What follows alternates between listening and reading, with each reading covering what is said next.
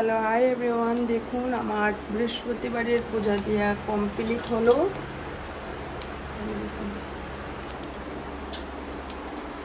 আর গ্রামের বাড়ি থেকে শাশুড়ি মা ফুলগুলো নিয়ে এসছে, তাই সুন্দর করে পূজা দিয়ে নিলাম।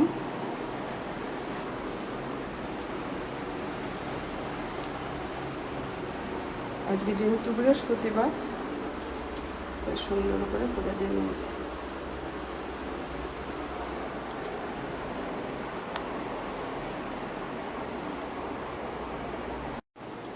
আর এইরকম ফুল দিয়ে সাজিয়ে পূজা দিতে বেশ ভালো লাগে, তাই না?